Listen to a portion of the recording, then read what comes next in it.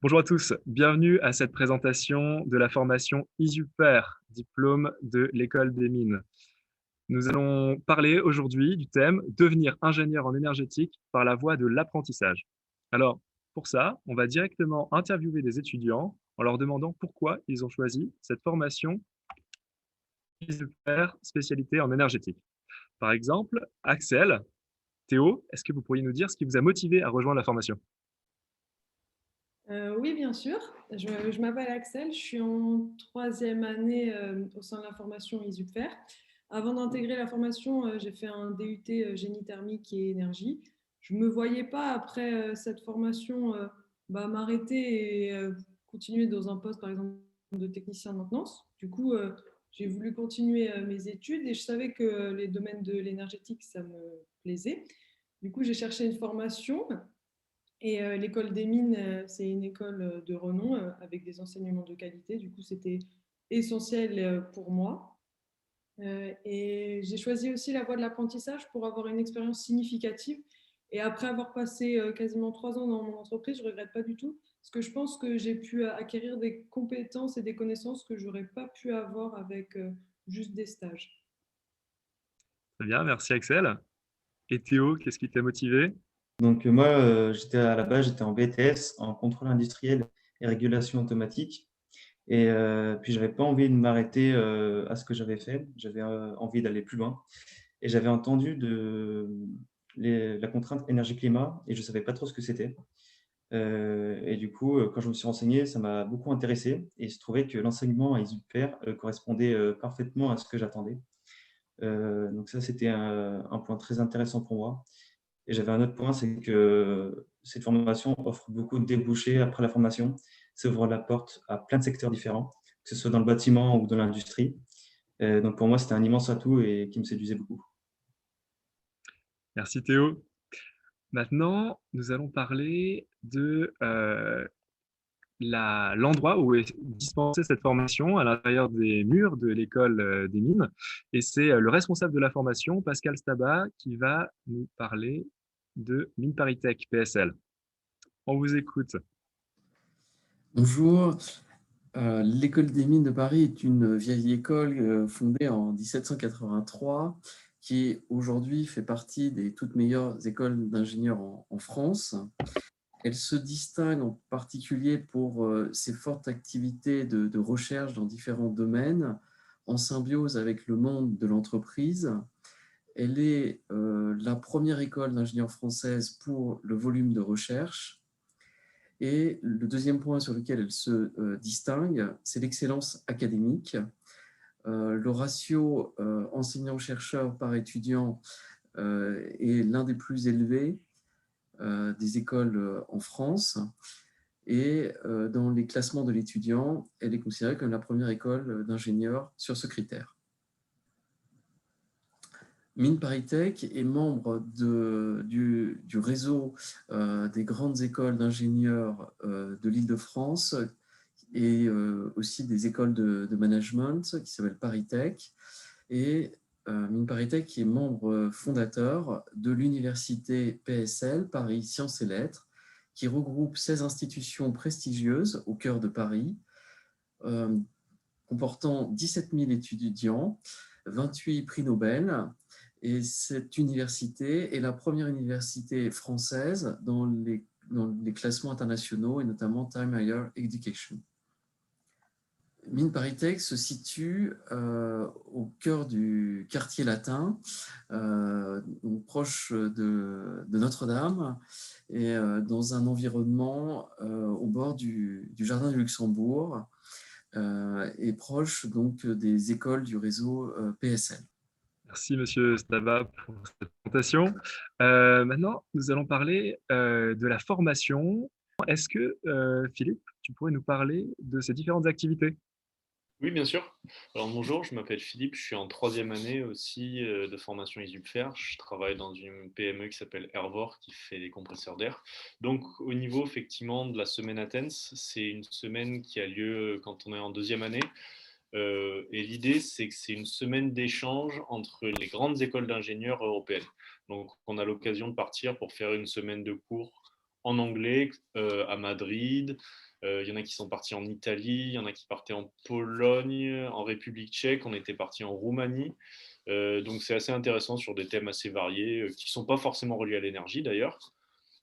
Pour ce qui est des visites techniques, au cours de la formation, on a l'occasion d'en faire plusieurs. Dès le début, d'ailleurs, la formation commence par un voyage d'études. Donc, on avait visité un terminal méthanier, une centrale à cycle combiné. Et puis, ça se fait aussi au cours de l'année. On avait visité le réseau de chaleur de Boulogne. Et bah, au sein de la formation, toujours, il y a des cours, mais il y a aussi des TP qui sont assez variés. On a des TP de régulation qui se font à l'Université Paris 7 et on a un TP qui est assez intéressant, qui est le TP de soufflerie, dont vous voyez une photo, qui se fait dans la soufflerie historique Eiffel, dans le 16e arrondissement de Paris, à Auteuil, qui est très intéressante à la fois sur le plan scientifique et historique. Merci Philippe. Effectivement, ça m'a donné l'occasion de me rappeler d'une très belle visite de Ariane Group qu'on a pu réaliser en première année. Nous allons maintenant enchaîner sur le contenu des cours, et c'est Pascal Stabat qui va nous présenter cette partie. Donc, la formation repose sur 6 blocs. Donc, le premier porte sur les sciences de l'ingénieur pour donner une base scientifique commune à tous les apprentis, quelle que soit la filière dans laquelle ils vont être avant de rentrer dans la formation. Ensuite, un bloc de base de l'énergétique qui porte donc sur la thermodynamique, la thermique, la mécanique des fluides. Ensuite, les applications en énergétique. Donc, on va avoir 2 options, bâtiment et énergie renouvelable, ou bien énergie nucléaire. Toutes ces installations énergétiques, il faut les piloter. Et donc, le bloc suivant porte sur la régulation et le contrôle-commande des installations.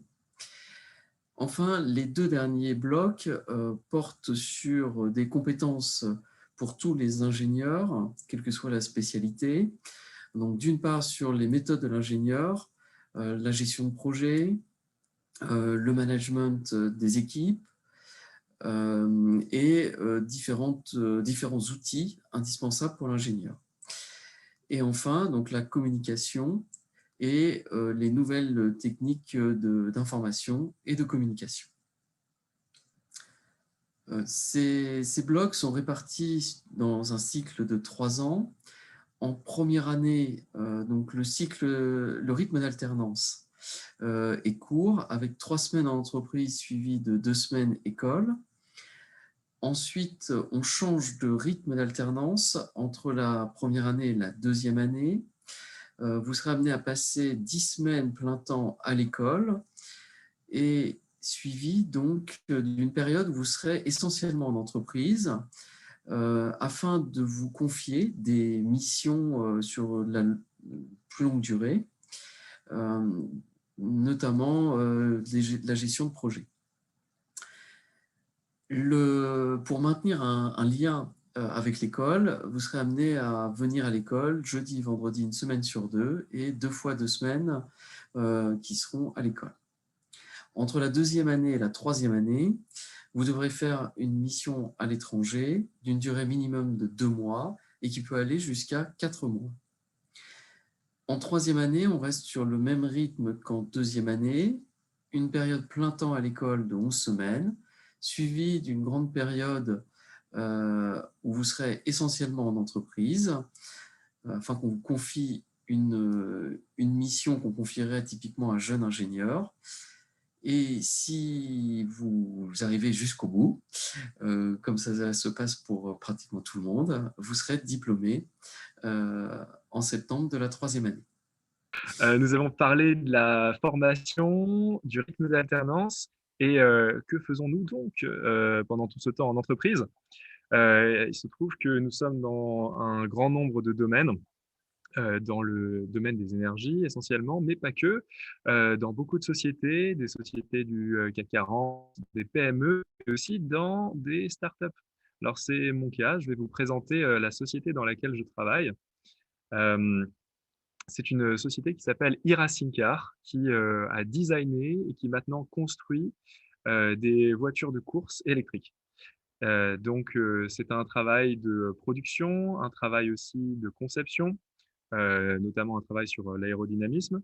Et à ce jour, c'est un travail de mise au point du véhicule. Donc, beaucoup d'essais sur circuit, d'analyse des performances du véhicule et de suivi des dépenses énergétiques. C'est un projet qui touche tous les systèmes autour du véhicule de manière à pouvoir obtenir les meilleures performances possibles sur circuit. On va aussi parler des missions de camarades de classe avec par exemple Philippe et Anthony. Alors moi, je travaille dans une PME qui fabrique des compresseurs d'air et plus généralement des solutions pour des unités de production d'air comprimé sur mesure. Donc clairement, un client nous envoie un cahier des charges et on y répond, que ce soit, soit directement sur un châssis, soit une solution un petit peu plug and play directement dans un container. Et donc au quotidien, c'est aussi bien lire des spécifications, préparer des fiches techniques, gérer des nomenclatures, des fiches articles, faire aussi de la 3D, de la CAO, et puis quand il y a besoin, aussi descendre à l'atelier pour faire des mises au point, des réglages ou rechercher une panne. Merci Philippe. Et Anthony, Moi, on je travaille t'écoute. chez Bouygues Énergie et Services. C'est une filiale du groupe Bouygues Construction. Et je suis apprenti ingénieur chargé d'affaires donc, au sein de cette entreprise. Le groupe Bouygues Construction, c'est un gros groupe, mais par contre, chez BS, parce qu'on l'appelle BS, c'est une petite filiale à taille humaine. Donc ça, c'est ce que j'aime bien. On pourrait même apporter ça à une start-up. Et donc, ce qui est intéressant, c'est que je travaille beaucoup, donc c'est le domaine du bâtiment et principalement du CVC. Donc, il y a une grosse partie études et il y a aussi une grosse partie de gestion de projet. Donc ça, moi, c'est ce qui m'intéressait, c'est qu'on touche un peu à tout. Voilà. Parfait. Merci pour le partage de ton expérience. Donc, être ingénieur, qu'est-ce que c'est? C'est mêler théorie et pratique entre les cours et l'entreprise. C'est d'ailleurs le slogan de l'école des mines. Mais c'est aussi s'ouvrir à l'international. Et c'est par une mission à l'étranger que nous pouvons découvrir de nouvelles méthodes, de nouvelles pratiques. Et on va notamment parler de l'expérience d'Anthony à l'international, qui a eu la chance de pouvoir faire un stage à Cambridge. Anthony, on t'écoute. Oui, alors je reprends la parole. Du coup, j'ai pu partir en fin de deuxième année, puisque le stage se déroule entre la deuxième et la troisième année. Donc, c'est un stage de 2 mois minimum jusqu'à 4 mois. Et moi, j'ai choisi de partir pour 4 mois. Donc, à Cambridge, c'est une ville à taille humaine qui se situe environ à 45 minutes au nord de Londres, donc en Angleterre. Et donc, j'ai travaillé sur un modèle développé sous Excel qui permet de calculer les consommations énergétiques et les émissions de CO2 des bâtiments du résidentiel du Royaume-Uni, donc de tout ce qui concerne le résidentiel. Pour faire simple, ce stage pour moi, il a été vraiment super et donc ça a été surtout l'occasion d'améliorer mon niveau d'anglais et puisque j'étais en fait en immersion complète dans une famille et que j'ai trouvé une fois sur place. Oui, donc j'en garde un très bon souvenir et c'était une expérience vraiment très enrichissante. Merci Anthony. Christophe, est-ce que tu peux nous parler aussi de ta mission à l'étranger? Donc bonjour, je m'appelle Christophe Bougis. Je travaille chez NJ Solutions en tant qu'apprenti chargé d'études CVCD. J'ai eu l'opportunité de partir en stage pendant 3 mois à l'Université Polytechnique de Carthagène, stage pendant lequel j'ai travaillé sur la conception d'un modèle thermodynamique de moteur diesel. L'objectif était de connaître l'impact de la mise en place d'un turbo sur un moteur diesel en vue d'augmenter la puissance. Donc, c'est un stage que j'ai effectué auprès d'un doctorant de l'université qui fait sa thèse en partenariat avec l'armée espagnole et notamment la société Navantia. Donc, on a travaillé sur des moteurs qui avaient vocation à équiper des frégates militaires espagnoles. D'un point de vue personnel, ce stage m'a apporté beaucoup. Ça m'a permis de découvrir une nouvelle ville, de tisser des liens avec des personnes sur place, et j'ai aussi pu apprendre l'espagnol. Et on rappelle que ces stages peuvent avoir lieu et ont lieu sur les 5 continents, que c'est dans un grand nombre de cas l'entreprise dans laquelle les apprentis travaillent déjà qui va envoyer son apprenti dans une filiale à l'étranger, ou c'est par le biais du réseau de l'école ou dans le cadre d'une candidature spontanée que les apprentis ont trouvé un stage à l'étranger. Non, revenons un petit peu sur la formation. Est-ce que, Monsieur Stapa, vous pourriez, s'il vous plaît, nous présenter l'origine de cette formation ISUPER?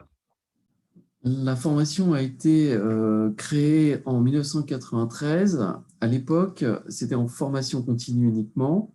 Donc pour des techniciens, l'entreprise souhaitait les faire évoluer pour devenir cadres et donc des ingénieurs dans ces entreprises. Cette formation existe toujours en formation continue. Et donc, les branches professionnelles sont venues nous voir pour l'ouvrir en apprentissage. C'était en 2008, afin de former des ingénieurs qui vont être capables de mettre en œuvre la transition énergétique. Donc, en intervenant sur toute la chaîne énergétique qui va de la conception des installations aux travaux pour la réalisation de ces installations jusqu'à la réception de ces installations, et aussi pour l'exploitation et la maintenance de ces installations avec en vue l'amélioration continue de la performance énergétique de ces installations. Pour répondre aux demandes des entreprises, nous avons créé une structure partenariale qui s'appelle ISUPFER, qui veut dire Institut supérieur fluide, énergie, réseau, environnement, qui regroupe des établissements d'enseignement supérieur, donc Mines ParisTech qui est le porteur du diplôme, qui est l'établissement principal, et 2 partenaires qui sont le Conservatoire national des arts et métiers et l'Université de Paris.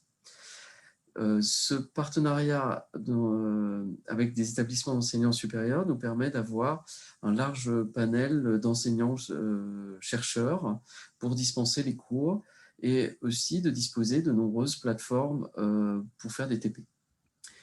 Et dans cette structure partenariale, on a donc des industriels qui sont représentés via les branches professionnelles qui regroupent toute la chaîne énergétique. Le Syntec Ingénierie qui représente les bureaux d'études, le CERS qui représente les entreprises de la transition énergétique et numérique, l'UECF-FFB qui représente les entreprises du génie climatique et énergétique dans le bâtiment, le GIM qui représente les industries métallurgiques, donc la construction d'équipements allant jusqu'au transport, l'automobile et l'aéronautique, et la FEDEN qui représente les entreprises de services énergétiques. Et pour la vie à l'école, je vais laisser la parole aux élèves qui sont les mieux placés pour en parler.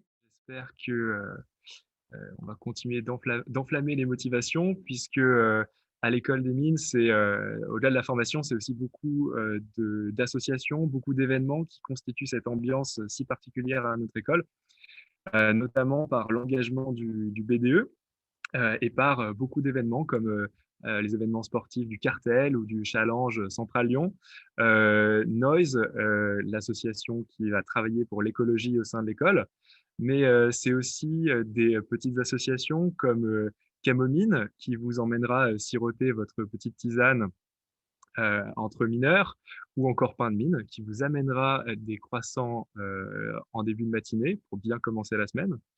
Et pour les plus mécaniciens d'entre vous, vous trouverez aussi l'association Hydrocontest qui va viser à concevoir un bateau de course. Ou encore, à un moment de l'année, on se retrouvera pour pouvoir fêter ensemble le grand gala dans un bel hôtel parisien, comme sur cette photo ici, du Grand Hôtel Continental. Je vais laisser maintenant la parole à Théo, qui va aussi donner son avis et son expérience à l'école. Alors moi, quand je suis rentré en première année, j'avais commencé à participer un peu à toutes les organisations que pouvaient faire toutes ces associations. Et en fait, ça m'a permis de très vite établir un lien avec les autres formations dans l'école, notamment avec les ingénieurs civils. Et je me suis rapidement fait des amis, et ce qui a permis d'avoir une vie à l'école qui était vraiment très épanouissante. Par exemple, je m'étais inscrit à une association d'œnologie qui consistait à inviter plusieurs viticulteurs de différents domaines dans toute la France, que ce soit dans la vallée du Rhône, à Bordeaux, en Alsace, en Bourgogne. Et ils nous faisaient faire des cours de dégustation, ils présentaient leur vin. Et ça, c'est quelque chose qui m'a appris beaucoup. Et en plus, on peut se découvrir des passions dans d'autres domaines. Donc, la vie étudiante et à l'école, franchement, c'est pas ce qui manque. Et je me suis vraiment bien plu dans ces associations. Et c'est vraiment cool. Il y a d'autres collègues, par exemple, qui sont dans l'équipe de rugby, l'équipe de rugby de l'école, et donc qui permet de faire quelques compétitions et puis d'avoir des billets, par exemple, pour aller voir le match destination. Donc, même le sport, c'est quelque chose qui est très important au sein de l'école. Et puis même au sein des UPR, tout au long de l'année, il y a des week-ends interpromos qui permettent d'établir les liens entre les deuxième année, troisième année et première année. Notamment le week-end d'intégration qui se fait en début de première année, qui est très très fort pour établir un lien entre les différentes promos. Et merci beaucoup Théo, on voit que tu as beaucoup pu t'engager au travers d'ISUPER, de l'école des mines, mais aussi la plus grande structure PSL qui nous propose à chaque niveau un grand nombre d'activités et d'associations. À présent, je vais laisser la parole à Pascal Saba pour pouvoir continuer sur après la formation. Donc, la plupart des diplômés vont occuper un premier poste qui peut être ingénieur d'affaires ou de projet, ingénieur dans des bureaux d'études, fluides et utilités, en charge du dimensionnement des installations. Ensuite, ça peut être responsable technique ou de service énergétique de grands sites tertiaires ou industriels, mais aussi ça peut être dans des collectivités locales. Et un nouveau poste qui est apparu il y a une dizaine d'années, qui est ingénieur efficacité énergétique. Et merci beaucoup. Nous avons à présent terminé la présentation. Et à ce jour, nous vous invitons à vous rapprocher de nous, soit via le site internet, soit en rejoignant le forum au stand de Mines ParisTech PSL. Vous avez jusqu'au 9 mars pour déposer vos dossiers. Donc, si vous voulez obtenir un diplôme d'ingénieur d'une grande école et si vous êtes intéressé par le domaine de l'énergie, contactez-nous, retrouvez-nous sur le stand. Nous sommes là pour vous. Merci.